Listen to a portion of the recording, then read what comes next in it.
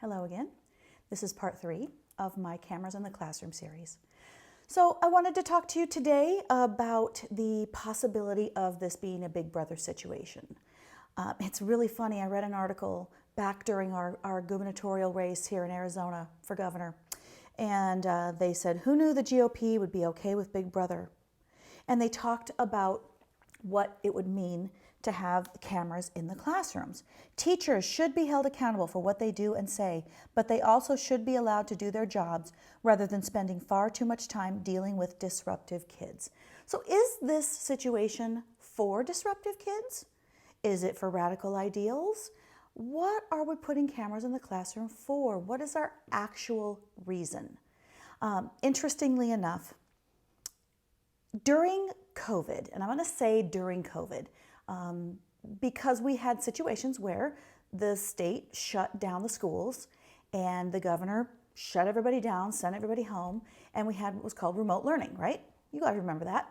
So during remote learning, we had teachers that were recording videos and sending them out or releasing them through Zoom or interacting with children through Zoom. Correct, fine.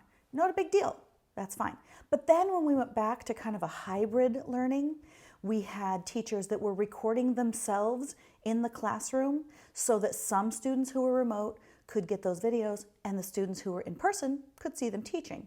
And that was fine too. But then some teachers were releasing videos of the actual classroom and what was going on in the classroom, which now we're dealing with FERPA because we have other children's faces, other children's information. If one child yells out in the classroom, "Hey, Mrs. So-and-so, what's my grade?" And she says, "Oh, Johnny, come see me." Johnny comes over. Meanwhile, she talks to Johnny. She says what his grade is, and that's on camera, and that is available to the public.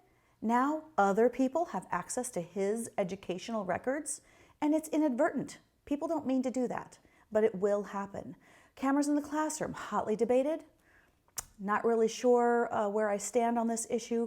I do think we do need accountability. I think teachers need to know the law. They need to know their parameters. Parents need to know their rights. That is for sure. And I am going to be talking about parents' rights very soon. I appreciate you listening to me talk about cameras in the classroom. Hopefully it's taught you something. And if you have any questions, certainly let me know. Thank you so much.